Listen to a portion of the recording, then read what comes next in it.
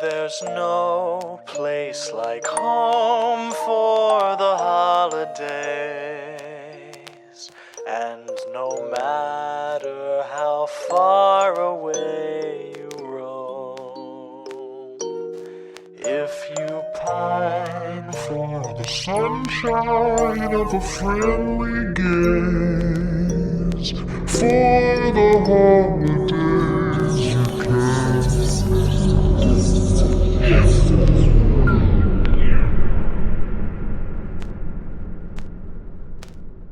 Welcome back to Horror for the Holidays, a Christmas horror movie podcast. I'm Jay Logsdon. And I'm Jeff Searcy. And what Jay Logsdon meant to say was, welcome to the first episode of the Horror for the Holidays Halloween Spooktacular. The 2023 Halloween Spooktacular. That's right. And we got the haunted hayride Yankee Candle burning. We added some nice crisp fall weather this morning. Yes. We're getting right in the groove of things. Spooky season has officially begun. Yeah, I put up some of my decorations. I'm gonna have to move some stuff around outside, but we got my outside decorations started, and oh man, we're getting into the swing of things, and welcome to the first episode of the Spooktacular. It's pretty spooky. Yeah, it's very spooky in here today. And it's going to be incredibly spooky as we deck the halls but spooky for 2013's WNUF Halloween special. Oh boy, this was a doozy. This released October 18th, I guess on DVD, Blu-ray. Yes. It was not released in theaters. But I did read they tried to do a similar marketing to a famous kind of found footage style horror movie.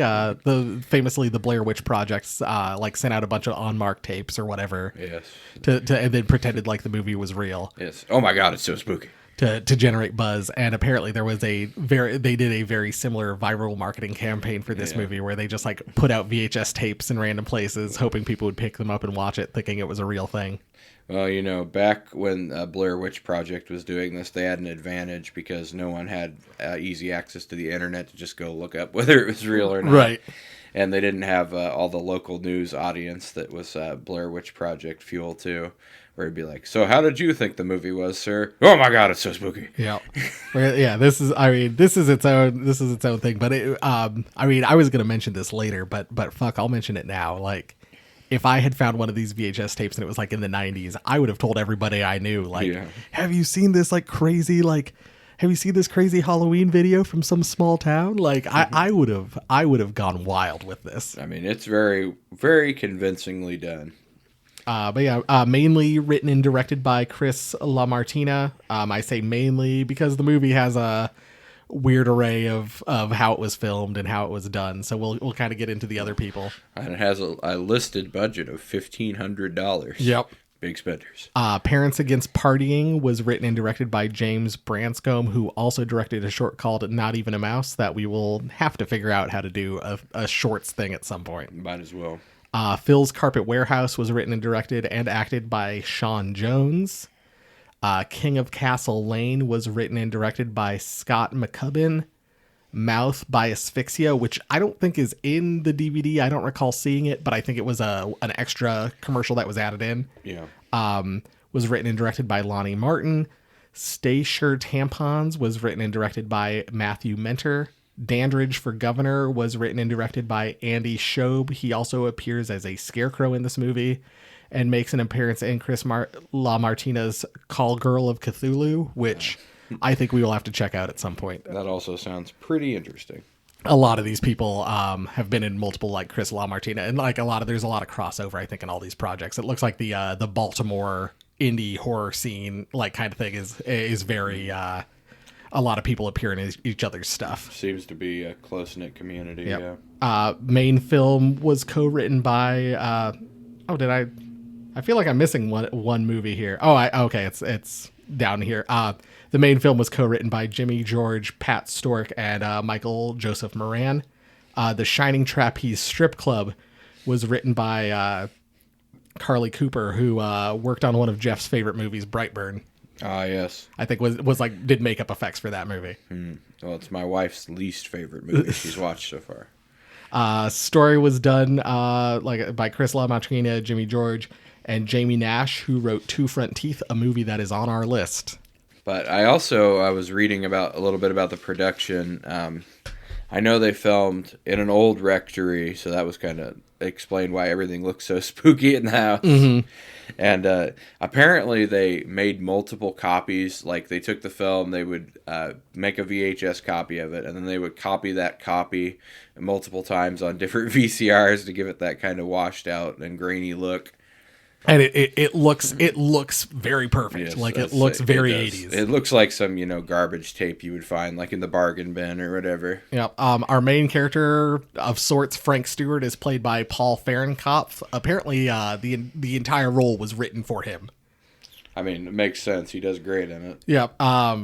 Nicolette LaFay is his producer. Veronica Stanzi, Leanna Charnish, who plays news anchor Deborah Merritt, was also in Two Front Teeth.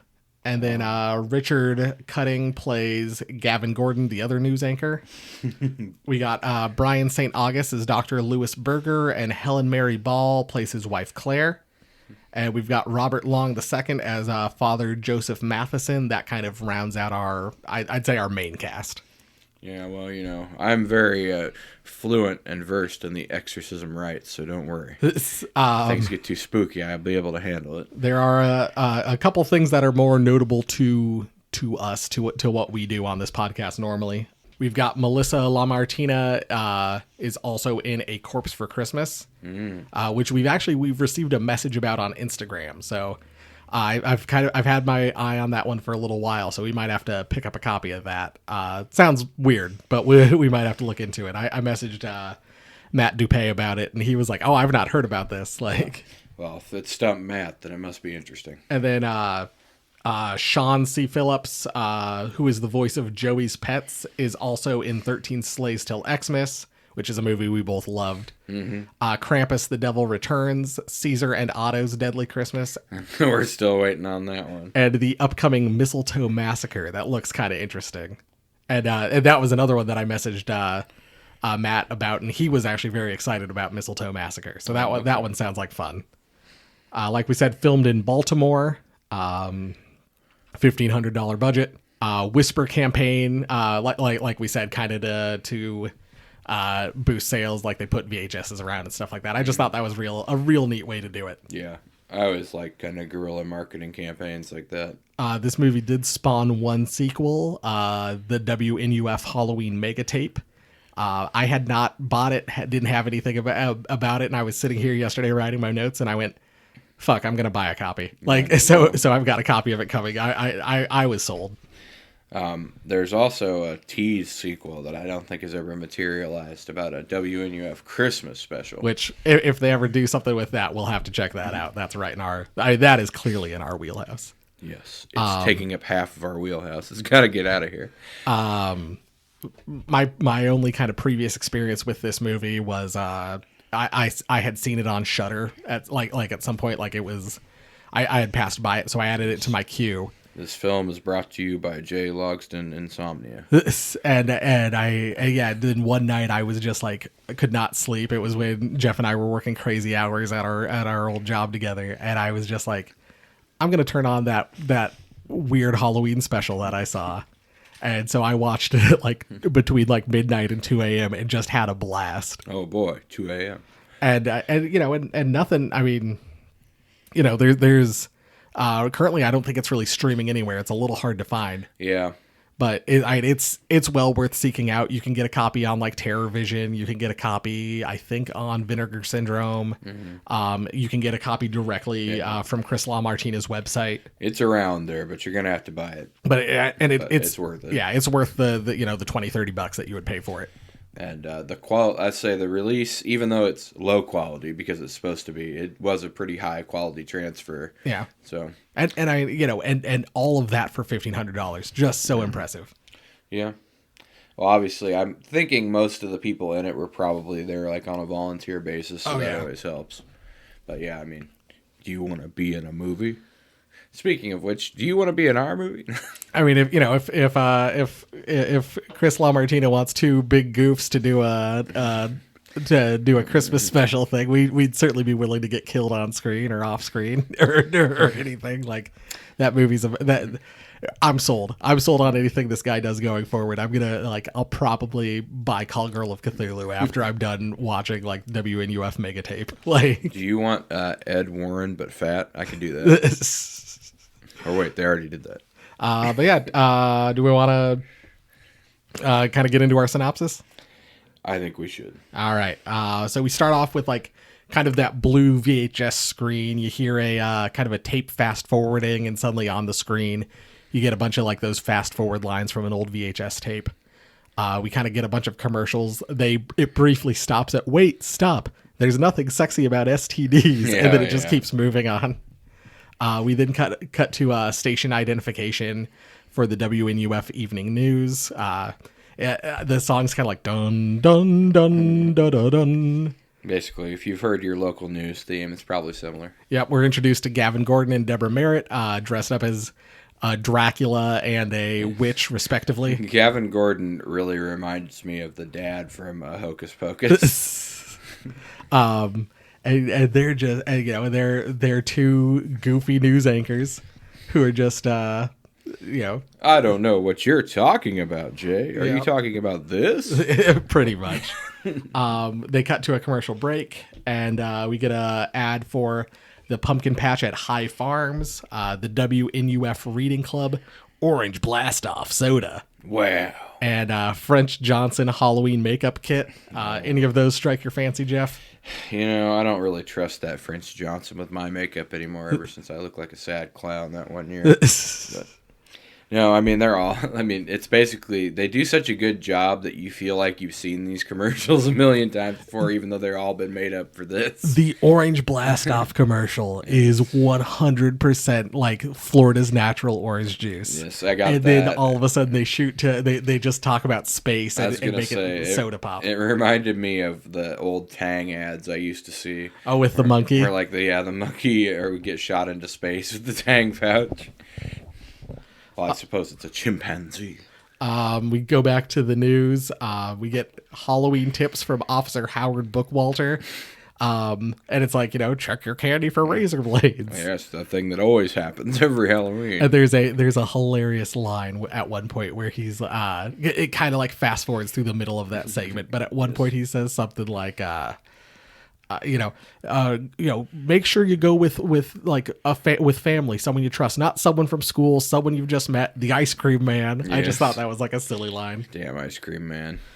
We get the cash for candy, Dr. Stanley Allen dentist spot where he's basically talking about how like he'll pay kids to bring in their candy. And $1 a pound, really?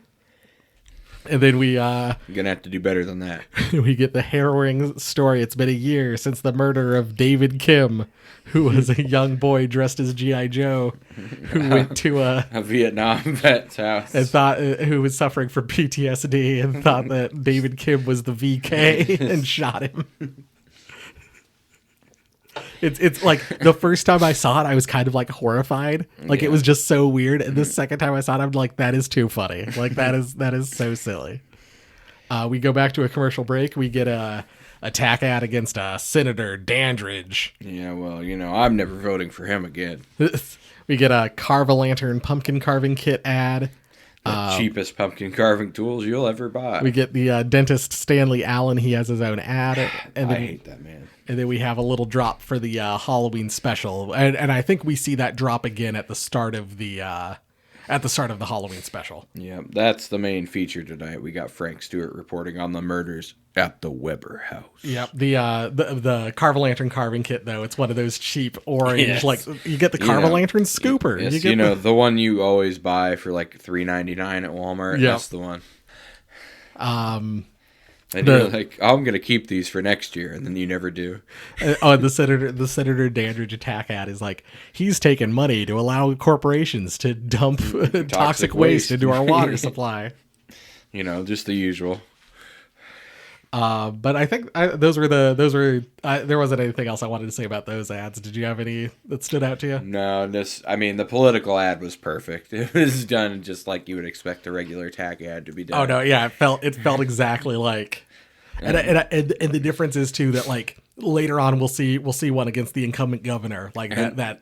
The Carve Lantern kit was really good because it did the classic infomercial thing where they're talking about what high quality product it is, and you can see it literally like bending and breaking in the pictures they're showing. We get an back in the news. We get an update about the governor's race.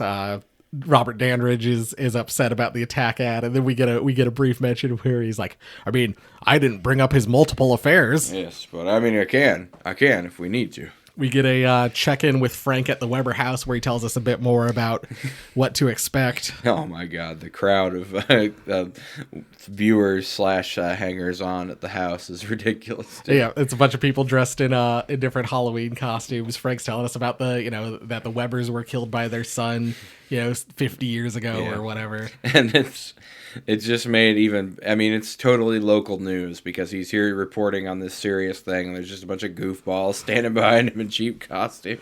And then we to kind of keep fair and balanced, we get an interview with Mrs. Harris about her organization Harvest, which I don't think we are ever given what the acronym Harvest stands for. I don't think so. But it's basically an anti-Halloween religious purity movement or whatever. Halloween is satanic. Yep, Halloween is the devil's holiday. Really? We go to another commercial break. We get our first ad for Phil's Carpet Warehouse. I'm going to go there. We get Hazelwood Oil, which has a great line where it's like, we're doing our part to protect the environment. We've done this, and you can't blame us for the unavoidable accidental oil spills. Yep. And I like that they did the classic at the end where they're like, we are doing our part. Now you do yours. Yep. You help us clean up this mess that we made. We get an ad for Tokens Video Arcade and Pizzeria.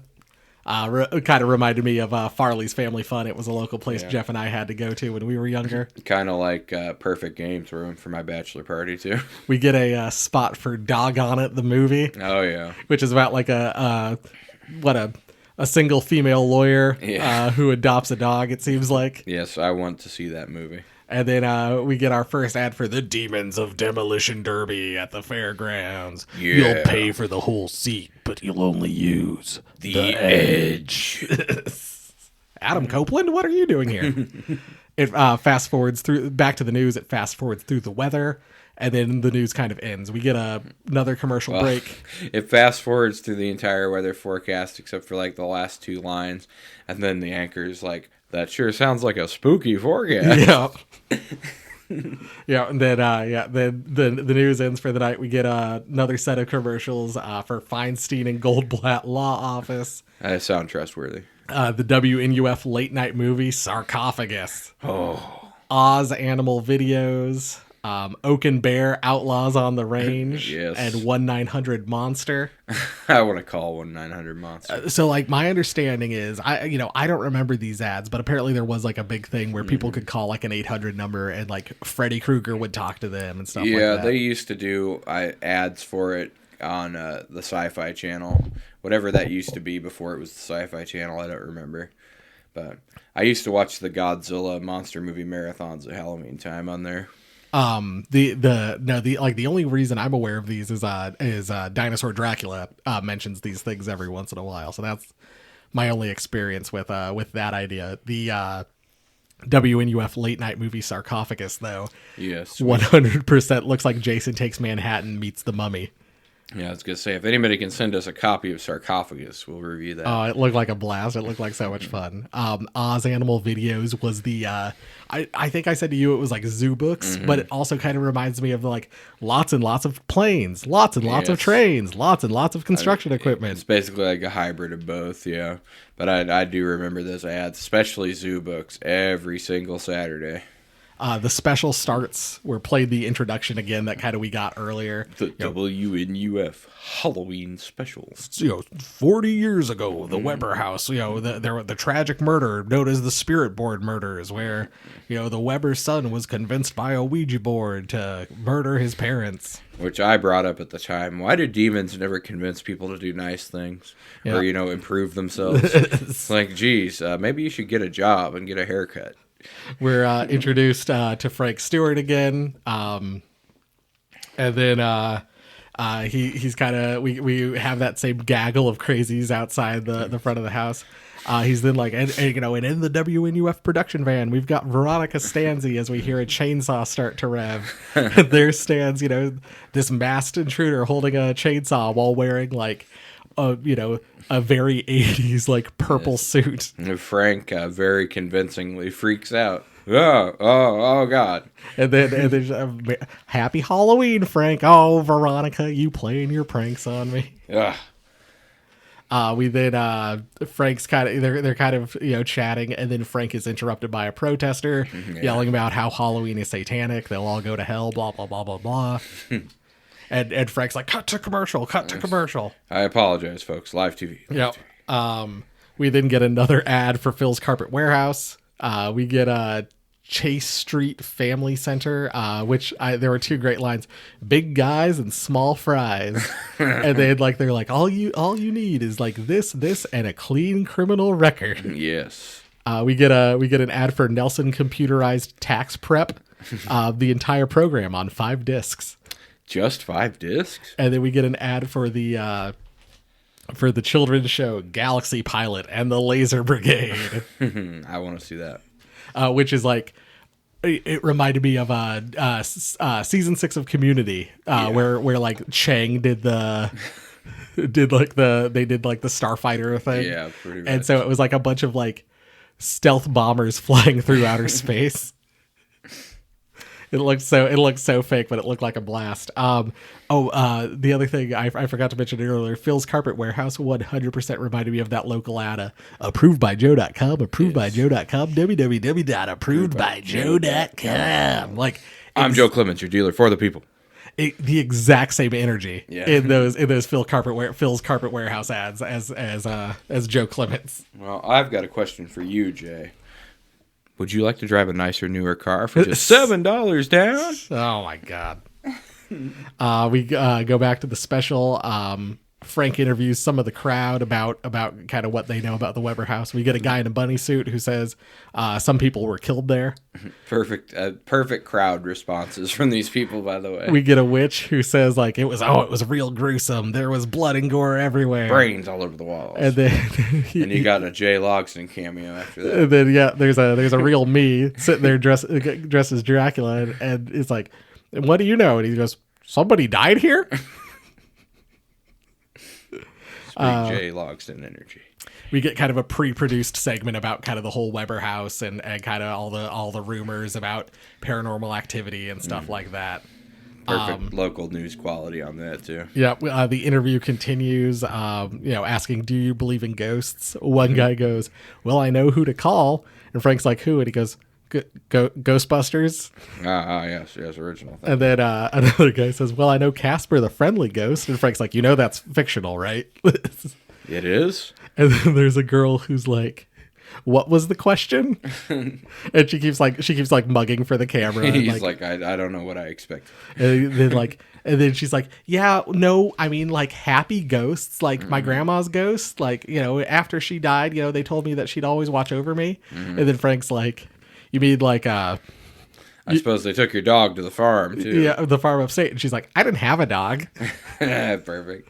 And then he asks another lady, and she's like, "Yes, there was a guy in a top hat." And then like Frank seems to imply that it was Abraham Lincoln that she saw.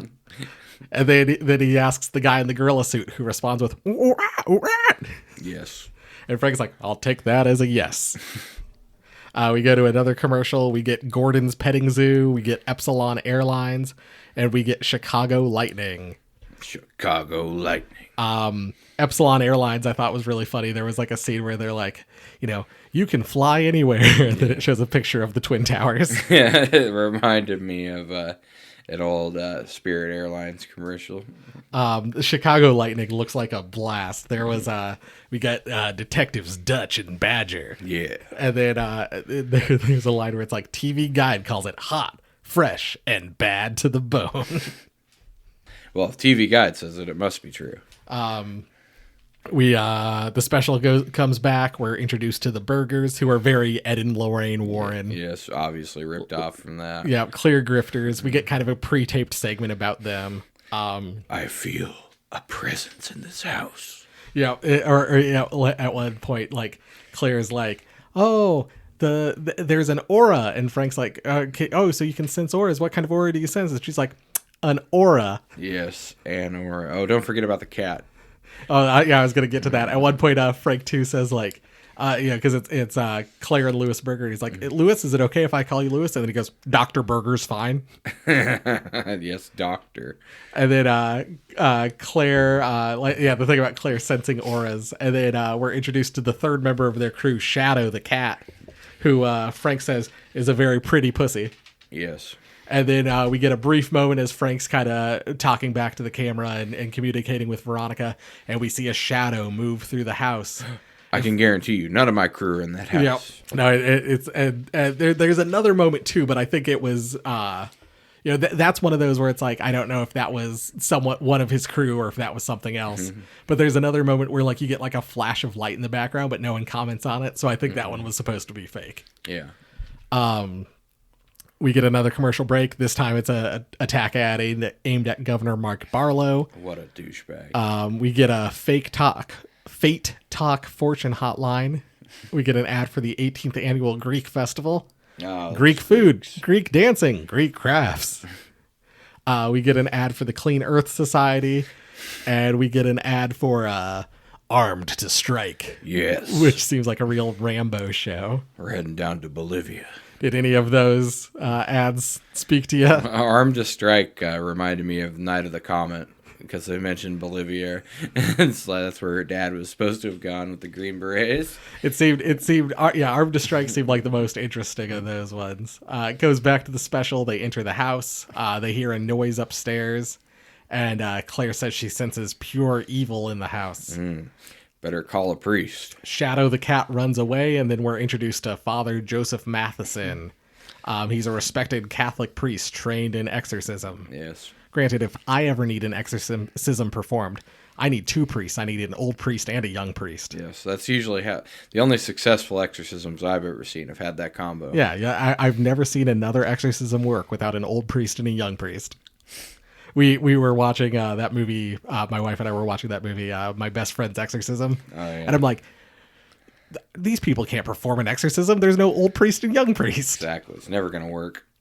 We go to another commercial for Mr. Chip's Computer Learning Center. Learn how to use floppy disks. Yes. Broadcast Institute for Television and Radio. I should probably enroll in a couple classes there. Yes. Help with our editing on these shows. We get a very special King of Castle Lane, which is like seems like a cross between like a sitcom and and like the fun uncle moves into the house with his straight-laced family. And then we get an ad for Playing with Drugs is Playing with Death. And it's like a bunch I loved this ad where it's like a bunch of kids at a party. And they play Spin the Bottle, and instead of it being like all the other people in the Spin the Bottle circle, it's like marijuana, cocaine, like heroin. Yes. And then it's like, but they always end, and then the bottle stops in death, and it's a tombstone. Yep. I mean, you could have ripped that right off TV and fooled us probably. It reminded me. I think there's like a famous ad where like. The guy's like kind of talking about like selling drugs, and he's like, and as he's walking through the shadows, like he like distorts more and more to the point that he like looks like a snake man. Yeah. Like that ad is terrifying, and that's kind of what that ad reminded me of. Don't do drugs. Anything you want to say about that set of commercials? I mean, they were all well done, but they didn't really stick out to me that much. The special comes back upstairs. We get some EVP evidence where they are told to leave the house.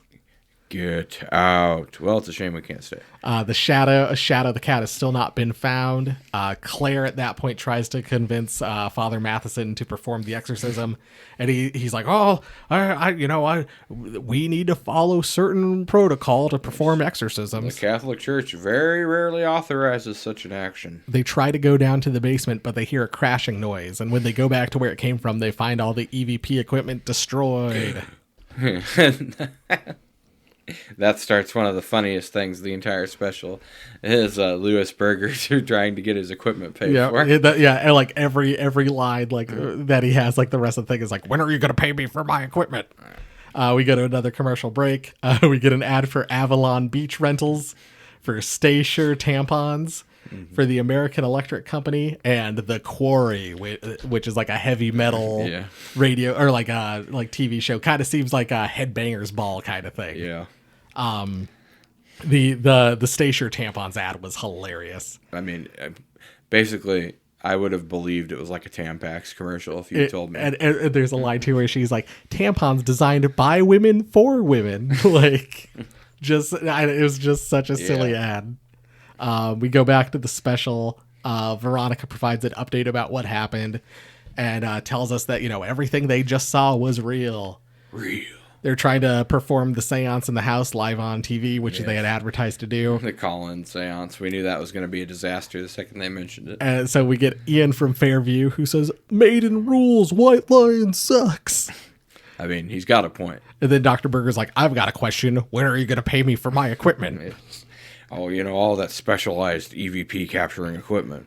Fran from Chestertown wants to contact her dead grandmother, and call her a bitch. And Frank's like, we're trying to contact spirits in this house, not your grandma. Father Matheson wants to know if Claire knows who the spirits are and what they want.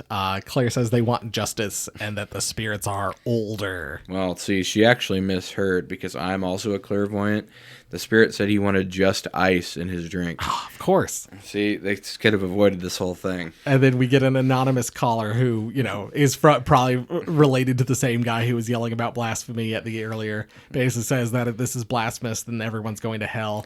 And then we hear a noise of like shadow hissing and like their sound, and like everyone kind of runs off. And we get another commercial break. Yeah, that's the way they time the commercial breaks is perfect to regular TV. It was giving me flashbacks, honestly, because I haven't watched like broadcast TV in probably like 15 years now. We get another ad for Phil's Carpet Warehouse. This is our third one.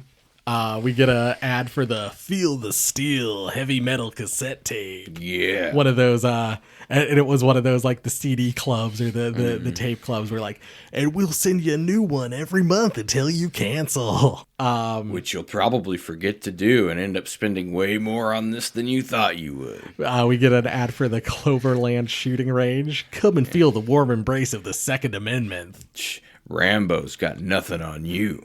And we get Stop Drugs, Save Your Children PSA. Nah, I don't know if we really need to save that many children. We go back to the special, and Shadow has been mutilated. And Frank's like, focus on me. And the cameraman immediately shoots the dead cat. I mean, classic. Yeah. We apologize for these graphic images you may have viewed. We cut to Veronica in the truck, who switches to another to that same Cash for Candy segment from earlier on the news. Yeah. We go to a commercial break for Joey's Pets, where their tagline is "We had you at Woof." Woof. We get an ad for Good Standings Bar and Grill. I mean, all your classic local establishments. We get an ad for Frunkis's Autumn Berry Blend Wine Cooler. I think that was my favorite ad in the whole thing. You liked the bottle, I think. The bottle was cool, and the guy was doing like a Dracula impression. Try Frunkis's Autumn Berry Blend Wine Cooler. Ha ha ha. We get the Demolition Derby ad again, and then we get an ad for the shops at Chestertown Mall, where you can this Saturday meet Zachary Bannon, the star of Galaxy Pilot and the Laser Brigade, outside of Tokens, because it's creating a whole universe, so it's tying everything together. That reminded me of an ad I used to see every weekend. Go down and shop at Historic Valley Junction, where we're going to have whatever special guest this week. Yep.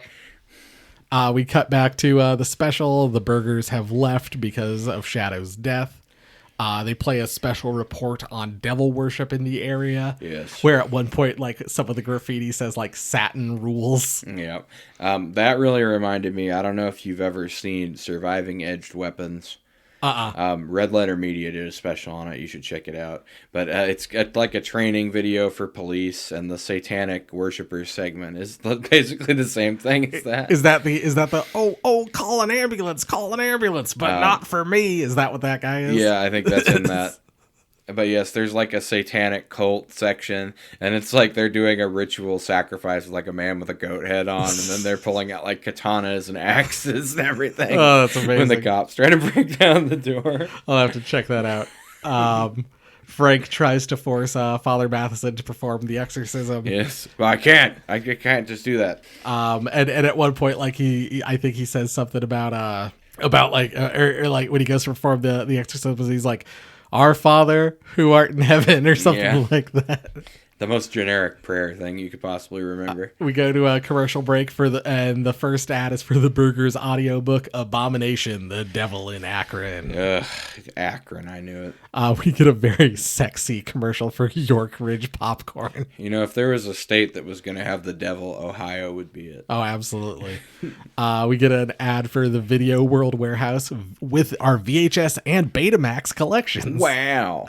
And then they're also like, the adult section. But don't worry, there's also a section for the rest of the family. Don't worry, Jay. If you're 18 plus, we can get you into the steamy adult section. We get an ad for the Shining Trapeze strip club.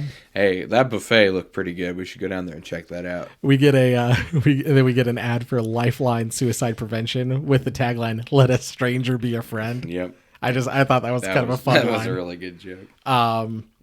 But yeah, the Burgers like Devil in Akron book, that was one of those felt like very one of those like Vincent Price like horror books that they sold. I say Ed and Lorraine Warren actually did a series of books. I believe the one that's parodying is their book called The Demonologist. Okay. Yeah, it sounded like that because one of the like subtitles of that I think was like The Devil in Toledo. Oh, and is that the one that's also the third Conjuring movie? I think it's maybe The Devil Made Me Do It. I think so. We go back to the special. They're in the basement where the Weber parents were found decapitated, all those years ago. Father Matheson reluctantly starts the exorcism and a loud bang is heard and the door to the basement is now locked. We get a lot of banging as Frank is like yelling at Veronica that he can't hear her. And Veronica kind of cuts in and says she's going to send another cameraman in to unlock the door. We get a brief commercial for Dr. Blood Wrench, the horror host, where right after the WNUF Halloween special, they're going to play Monsters Invade the Wax Museum. That parody could have also been The Devil in Connecticut. Okay. So I was kind of looking through their books. That one is not written by them, but based on one of their stories. Okay. But yes, and there's also a book we might have to read for one of our specials called Satan's Harvest by Ed and Lorraine Warren. I remember I turned to you when that Dr. Blood Wrench horror host ad aired, and I'm like, it's a shame we don't have a horror host. I know. And I looked it up, and from 1958 to 1962 on Channel 5 WOI here in Iowa, there was Gravesend Manor, which I think was 4 people is what it looked like. Okay. Were kind of the hosts. And then in the 70s, we got kind of a return, and it was called like The Son of Gravesend Manor, and that lasted for a couple years. Well, hey.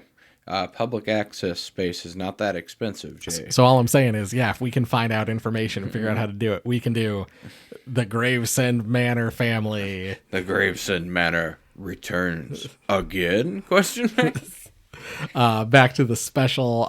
Veronica has sent brave intern Connor into the house. Oh, poor Connor. And he's like the pimple-faced kid. We just hear him kind of whimpering as he's walking around. Like whimpering and heavy breathing, like, oh, God. Oh, no. Oh, God.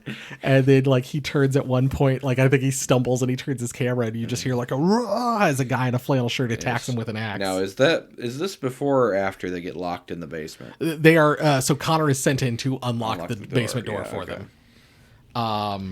But Because I believe that is when our heroic priest admits that he's an actor that they paid. It actually so we go back to Frank and Father Matheson in the basement, and Father Matheson reveals that he is an actor. Yes, I'm not getting paid enough for this. And he then pisses himself. Yes. And the door is unlocked, and then we see Frank get attacked. It cuts to another commercial break, and we immediately get like a technical difficulties. Yes, and then after this, I believe this is going to be the unbroadcasted portion of the special. Yeah, it cuts to static, and then it cuts back, and someone is holding the camera, and we see the bodies of all the guests, and Frank has like duct tape over his mouth. And then we hear Mrs. Harris start talking, and the camera turns towards her. And she's like, "Don't shoot my face, idiot!" And then like, "Oh, sorry," and like she pulls it off, and Frank starts yelling at them when they take the duct tape off. And then they reach in with some pliers, pull his tongue out of his mouth, and cut it off. Damn loonies. And then it kind of cuts to static again, and then we get kind of the dun dun dun dun dun dun as the news 5 days later starts playing, and what is it? Dave and Melissa? Were those the Melissa Merritt? What's his name? Oh, I don't remember. So it's something Gordon. Oh yeah, the two dudes broadcasters from earlier in the movie, the vampire and the witch. Yep, they're basically saying that Frank and everyone are missing, and then they start talking about how Christmas is just around the corner. Well, he's like, what we thought was initially a Halloween prank or whatever has turned out to be very real. Even people in our studio think it's a hoax. And then we get the blue screen again. We hear the sound of the tape ejecting, and then that's the end of the movie. No credits roll, nothing like that. Once again, it feels very real. Like if I had a copy of this in the 90s, I would have shown all my friends, telling them that this was a real thing. Definitely. So getting to our minutia, Jeff, where do you want us to kick off? Well, you know what? We might as well. We could talk about the sets, but I also want to talk about the VHS effect. Okay. Yes, let's do a Halloween sweater, our favorite outfits, our favorite costume choices, our favorite set design pieces, stuff like that. You got to remember to say spooky at least once in all these segments. Spooky Halloween sweater. Okay. Thank you, Jay. Now we can move on. I mean, the whole movie feels so 80s. It feels, even local television stations here into the. I mean, I think even today, I haven't watched Fox, like normal Fox at like 5:00, but I bet you it's still the same like low quality production. I was gonna say I grew up in the 90s and early 2000s, and the local TV hadn't improved any. Mm-hmm. No, I mean this one, like it didn't remind me so much of like here, but when I lived in Sioux City, it reminded me of like the local Sioux City Fox affiliate. Where, the famous "We built Sioux City on rock and roll" ad. Yeah. Well, is Sioux City the law firm that hired William Shatner? That's like a local spot, Hubie and Abraham, I think, here in Des Moines. Yeah. Was it? Because I remember my sister went to college, and she would get I think it was ads from like that local area, and William Shatner popped on her TV one night, and she was like, "Am I awake?" No, I think we get those here too. But yeah, I mean the whole thing just feels very like of its time. Like it's so impressive how they did such a good job and made this feel. No, it really is. And I'm excited to watch the one from the 90s. I'm excited to watch the mega tape because I assume it will feel the same.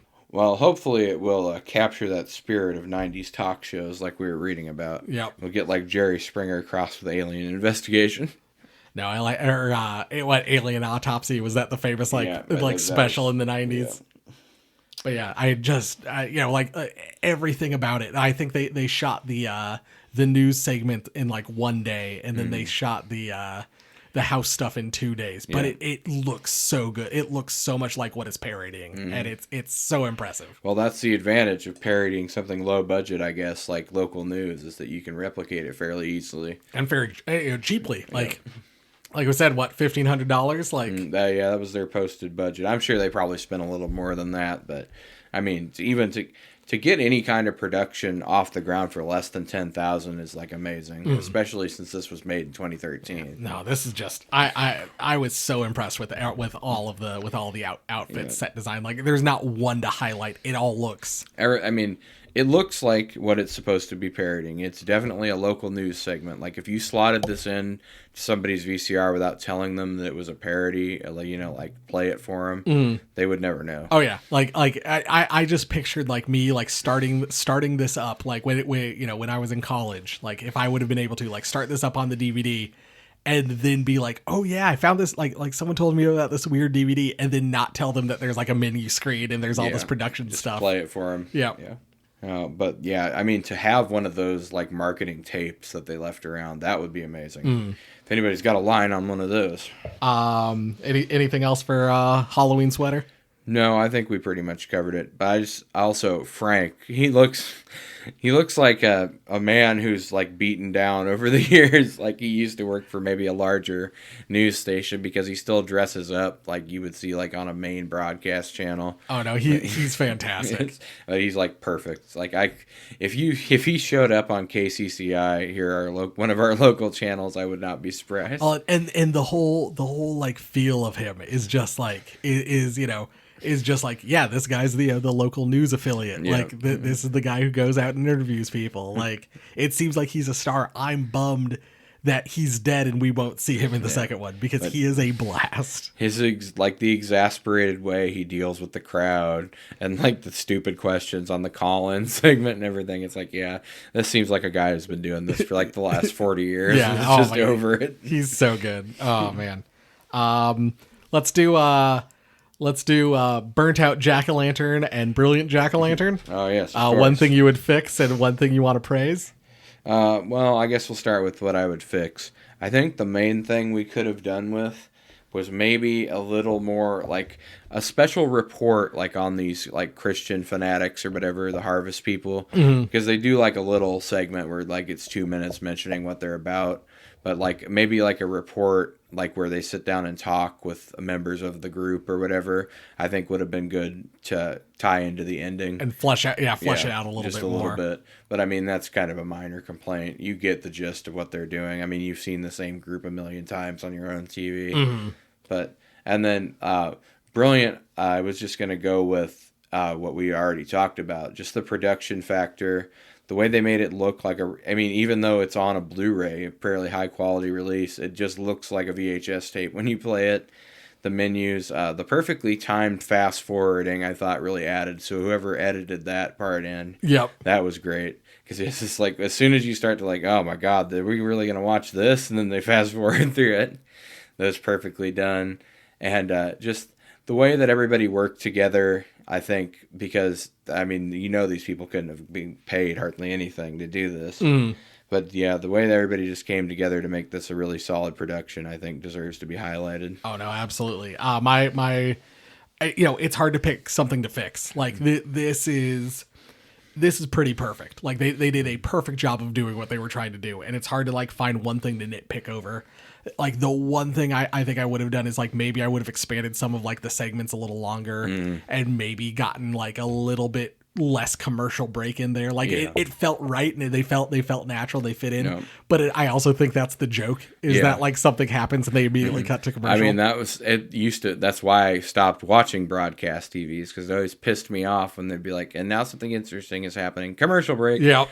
And it's like they capture that angry feeling perfectly. But my praise is the the thing I want to praise is the Phil's Carpet Warehouse. Like I said, like, it's so much, and the fact that we get the ad 3 times, it's just like listening to like local FM radio here, like listening to the bus, and you just get, every commercial break you get an ad for Joe Clements, our dealer for the people, approved by Joe.com. 100.3. The Big Green Bus. But yeah, like that, the whole thing feels just like I think it was like the second or third time the Phil's ad came on, and I went, that's what that's like even though they're selling different things, that's what that is an ad for. Like, speaking of the bus, I was listening to it a couple days ago while we were driving down to Des Moines, and he was like, I think we just rolled through Pella. Maybe I should put on my glasses. the bus driver character. In case anyone doesn't know what the hell we're talking about. It's our local like FM kind of like rock Your 80s classic 90s rock. 70s 80s Yeah. 90s rock station, and the whole idea is that there's like a guy with like driving a bus just playing this music. Yeah. Let's do Halloween Spirit. How Halloweeny is the movie? How Halloweeny were the kills? Halloween Spirit, I would say, would be like, I don't know what scale we're going on. 5 out of 5 jack-o'-lanterns. This is like completely wrapped up in Halloween, even having like targeted segments for it. And I believe the Cash for Candy ad rolls again after he mentions it. And so that made it and the costumes of the people, like in the interview segment at the beginning of the special, is like you see these people walking around every Halloween. I had that like the kills. I mean, it's really hard to say. You don't really even get to see any of them, like other than you see Frank's tongue get cut off. You just see their bodies afterwards. I mean, basically the only thing Halloweeny about the kills is they're killed because it's Halloween. Yep. And they're doing something satanic. But the thing that I thought of, like as I was watching it, I was like, how Halloweeny was this movie? Like it's not the most No. I certainly think like we've seen movies that like have more Halloween stuff in them, but it felt like when Sci-Fi used to run those Ghost Hunters like 12-hour like live episodes, like live from the Stanley Hotel, like it felt just like that. And when I realized that, I was like, oh no, this is incredibly Halloweeny. Yes. Like This is Halloween, but not Hollywood Halloween. This is like your real Halloween you experience. Yeah, this is something that like if our local affiliate had done, I think had done like live from the Jordan house, like where that little girl died and her ghost haunts this house. Like I would have loved to have sat and watched like a 2-hour special that like Fox or ABC did from that or whatever. Yeah. But one of the things that added to the Halloweenness of the kills for me was the whole Weber House spirit board murders. Because, there's always something happening with a Ouija board at Halloween time. Yep. I swear they mention it. There'll probably be a report this year for KCCI when they mention their Halloween stuff starting at the end of October. They'll be like, and in a local news story or whatever, kids were caught playing with a Ouija board at a slumber party. Oh. Gotta watch out for those devil worshippers. Oh. The Hasbro Corporation manufactures these devices you can communicate with the dead. Let's do our Halloween quotes, or our Halloween carols. Okay. Oh, what, Monster Mash? Is that a good name for the Halloween carols? These are our monster mashes. Favorite quotes. The one right at the beginning. Wait, stop. There's nothing sexy about STDs. Yes. The exact line I couldn't find in my synopsis, but when they're doing the strip club reporting, and he's like, over like 70 dishes on the buffet. The Dr. Stanley Allen, the dentist, they're like, what, ghost goblins, like we all know what scares people at Halloween, but what scares a dentist? Halloween is a dentist's worst nightmare. I just love the way he delivers that line. The Collins segment. I was wondering if you could contact my dead grandma. A little bit of a pause. And call her a bitch. Yeah. Hey, we're live on the air here. The I don't know why, but the Carve-A-Lantern ad. Yeah. I just love plus the Carve-A-Lantern scooper. Yeah, like I just love that line. All really good. Of course, Jay's cameo. Someone died here? Yeah, I have that one too. Somebody died in this house? And then Frank goes, well, yeah, that's why we're here. And then the last one that I had, when they do the segment about local devil worship in the area on the rise, we get a line from Councilman Thompson, who says, all these songs about I love Satan and the devil. Yeah. I just thought that was such a silly line. I love the line at the end where the camera guy shoots her face. He says, don't shoot my face, you idiot.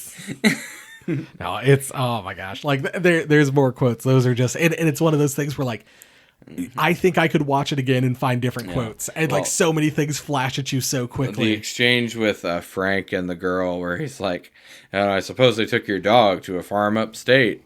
I don't have a dog. Yeah. Like there's just so much in this movie that like, I've watched it twice in a couple days and like caught different things both times. Like there's just everything moves so fast and so frantically that like it's hard to just highlight some quotes. Like I said, like watch this again and I might have different quotes to bring. Just that's how fast paced this movie moves. I agree. Final rating. Well, this was a difficult one because we always rate these movies on one of three categories. Yes. Are they ho ho ho hilarious? Are they seasonally scary? Or are they you'll be sorry? But I guess it's Halloween, so are they seasonally spooky? Are they ho ho ho hilarious but spooky? Yeah. Or are they you'll be spooky? we'll call the ho ho hilarious segment for the Halloween special Candy Corny. How that's a good one. corny Yeah. are they? So sure, why not? Are they candy corny? Are they seasonally spooky? Or are they you'll be spooky? You'll be scaredy cat? We'll go with that one. Sure, why not? Well, I was kind of torn because obviously a lot of effort went into this, and usually when something is like super high quality, I try to make it seasonally scary. But I think this one has to go under Candy Corny for me. I agree. It does a perfect job of doing what it's trying to do. Like, Yes. what it's trying to be, it does a great job. But I mean, there's gonna be parts of this where you roll your eyes. Parts of this are probably gonna like trigger nostalgia in you. Parts of it are gonna make you laugh. I mean, there's something for everybody in this pretty much. So I mean, even somebody who's not into like horror, they could still watch this and get the news parody aspect of it. Oh no, absolutely. I think I could, like I said, I think I could show this to people, I could have, had them believe it was real. Like that's how well done it is. I mean, and you could show this, to your grandma, and she'd probably recognize the local news aspect of it. And all the graphics, all the local Yes. news graphics and stuff, where it's basically word art just popping up on the screen.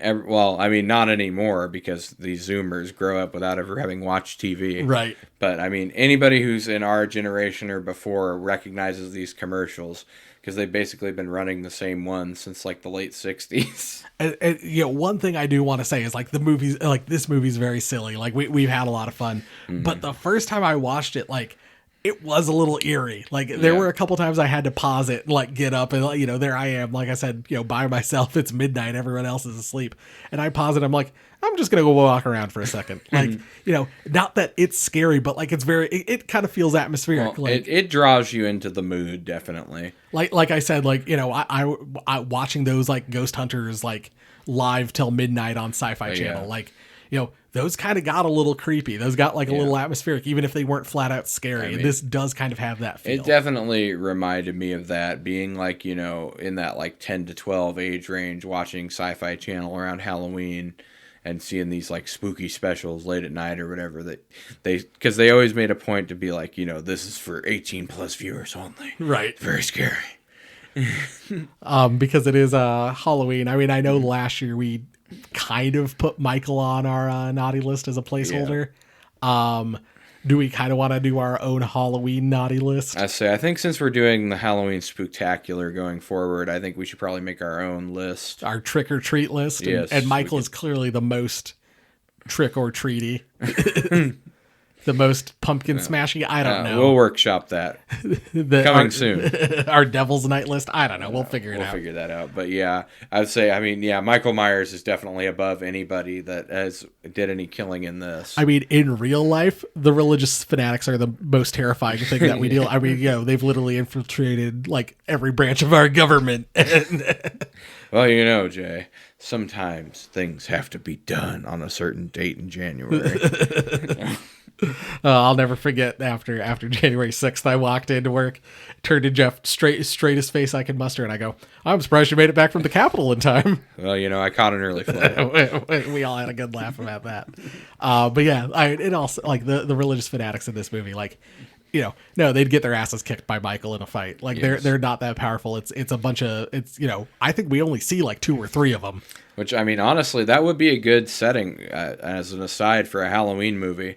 Have like a subplot of like a religious cult or whatever massacring people because Halloween is satanic, and then have them starting to get picked off by a mysterious killer and they don't know what's going on, and have it be Michael Myers. That would be really cool. Yeah. Like, but yeah, the first time around when we did our naughty list, like we waited till we had kind of 3 things so we could move them around. For this, I mean, if Michael's at the top and they're at the bottom, and then as we fill out more Halloween movies as we go on, we'll move people around. I think that's the best way to do it.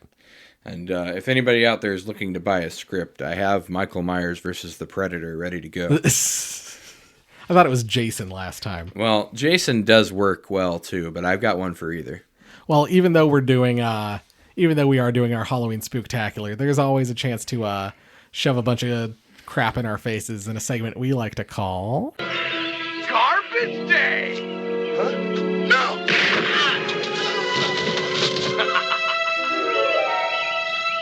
All right, so here we are. No, Hey, we've got a bag. We've got 5 weeks of various Halloween goodies to get through, Jeff, so I hope you're ready. Ugh. I hope you're in the mood. I hope you people appreciate the spooktacular effort I'm about to go through. So the first Halloween themed thing I found were Taki zombies. Oh boy. I don't know anything about them, Let me but get a look at these things. they looked interesting.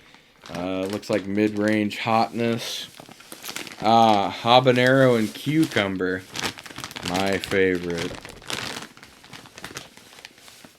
And then to kind of offset that, in the August Dinosaur Dracula Halloween fun pack, we got I ordered a copy of it, and there were some creepy gummies. And let me see if I can find what Dinosaur Dracula wrote.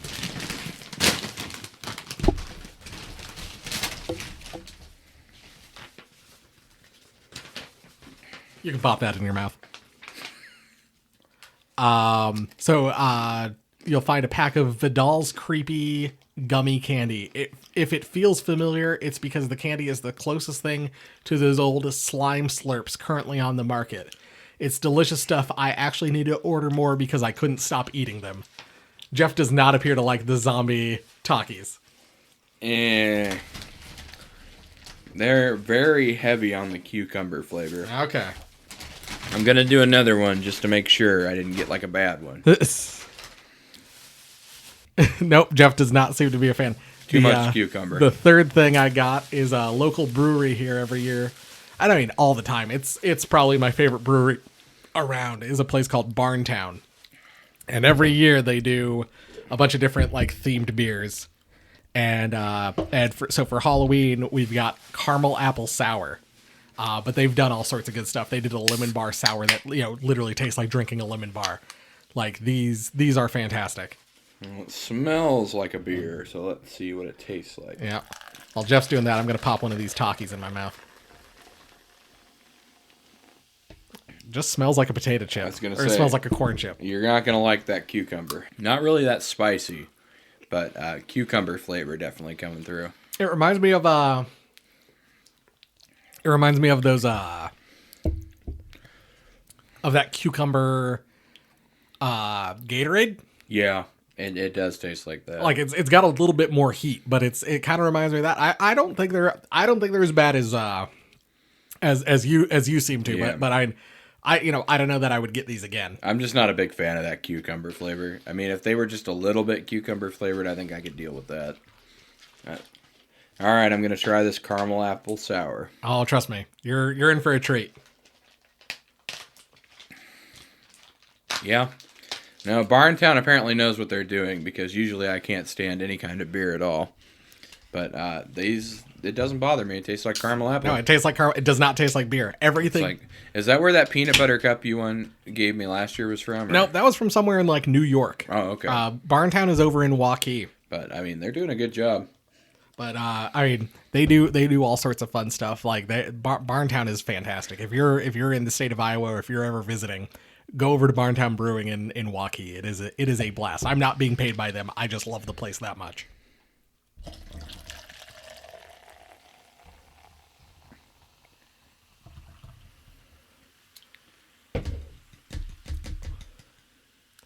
I'll take a sip. I've already had one of these already this season. So Oh, you cheated. So I'm not. So it's not a big surprise. This is one of my favorites. This is one of my. This is one of the ones that I look forward to from Barntown every single year. But yeah, it's fantastic. It's actually even better. I think it's the case with all beers. It's even better when you get it on the tap. Like, but everything they make is so dang good. Well, maybe we should go out to Barntown and do a horror for the holidays spooktacular special.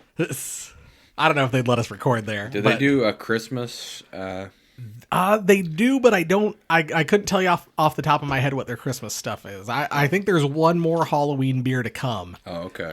So hint for future episodes of the Halloween Spooktacular. Spooktacular.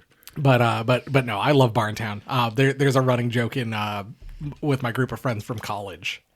My friend Josh is a big fan. Their food is great too, and they do a mac and cheese waffle. Oh, really? And the last time he went, it wasn't working. And every time I go now, because I get the mac and cheese waffle because it's fantastic, and I take a picture and send it to him because he lives in Omaha and he can't get it. So okay. Love a good troll job. All right, let's crack open these gummies. Dinosaur Dracula says he can't stop eating them. All right, well, let's see. He picked out a good playlist, so we'll see how he is on food. And I'm a big fan of the old Dinosaur Dracula. So I got the red kind of ant looking guy. I've got a spider that is black and yellow, I think. All right, mine's like red and black. It looks like I had a little trouble getting it out of the this thing is not one to peel very well. packaging. Let me see. Okay, I think I got it. It's either stuck on one part of the package or stuck on the other part of the package. All right, let me see. I think you got to kind of like flex it out of there. Okay. All right, I got mine out. Whip it out. Pardon me while I whip this out. I don't know if I would like this more if I didn't have Takis like just before eating them. Like I'm still getting some heat coming through. I like it. Not that big a fan of gummies, so it's pretty good. No, it's not. I don't think it's that bad. Like I think it's real tasty. Like I said, I'm gonna take another sip here of the beer just to see if I can kind of get some of the heat off of my tongue. This one kind of looks like a dragonfly. I'm gonna try that one.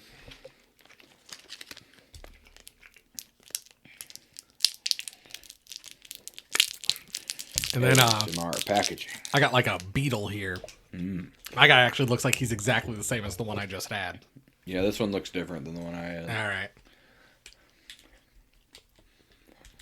But yeah, I mean, real tasty. I can understand why Dinosaur Dracula picked these. I don't know if I'm not being paid by Dinosaur Dracula. In fact, I pay them because I subscribe to the podcast on Patreon.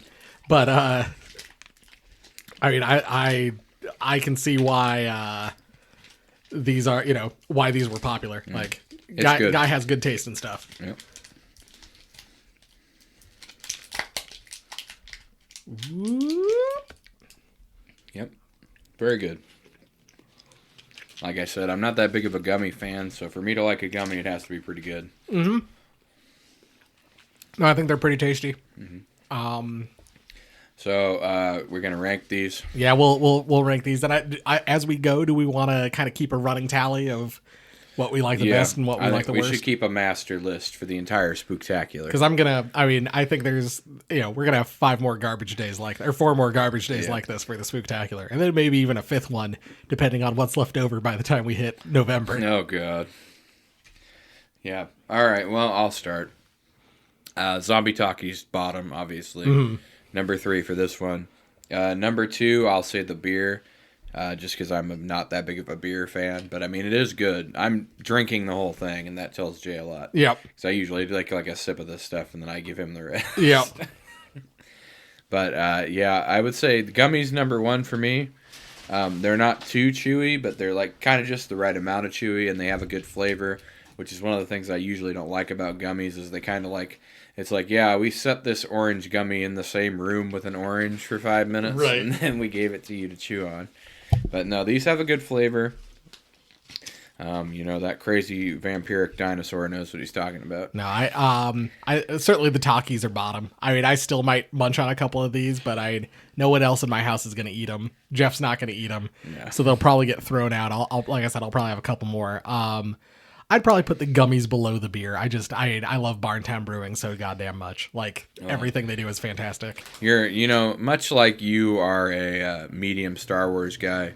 I'm a medium alcohol guy. Yeah, I mean that's true. I mean, I'll never forget when old Jeef showed up at the at the bachelor party. Oh, boy. That was interesting.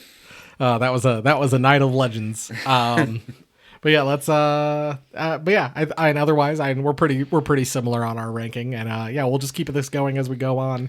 Yeah, we'll have a master list in the last Spooktacular to let you know what to go run out and get for Halloween. But yeah, if wherever you are, I think Barntown right now only does like local, like relatively local, but I think they even carry stuff up in Ames. Oh, okay. So and if you're in, like I said, if you're in or around Central Iowa, for whatever reason, it's worth a stop out there in Waukee to hit up Barntown. It's a blast. And I mean, there was, it's busy and it's worth the wait. Sometimes you go and it's very busy. It's worth the wait. It's a great place. But yeah, thanks for listening to the first episode of the 2023 Horror for the Holidays Halloween Spooktacular. 2023 Horror for the Holidays Halloween Spooktacular. Follow us on social media. You can get us on Instagram, TikTok, Twitter, the Blue Sky, Threads. All the websites that are going to be closed down next month. Also, the Q app. We are horror at horror 4 holidays. Horror 4 holidays. Yep. Get us there. Talk. YouTube.com/horror for the holidays, or audio backup / apparently what's becoming our main source of distribution. Yeah, at the moment. But yeah, subscribe there, give us a thumbs up, hit the little bell, leave us a comment. I mean, that's a good place to get in touch with us. I think we had a comment on our Matthew Dupay episode. Yep. But yeah, if you want to send us an email, get in touch with us, horrorfortheholidays@gmail.com. Subscribe on your podcatcher of choice, leave us a 5-star review. Let us know how much you hate this podcast, and 5 stars. This podcast fucking sucks. Like, we'll know, and we'll take your criticism into account with that 5-star review. We always listen to the fans. Always. Yeah. But yeah, I think we're off spooky season on the right foot. Yes, we have launched the 2023 Horror for the Holidays Halloween Spooktacular. Brought to you by Phil's Carpet Warehouse. We've got some other movies coming down the pipe.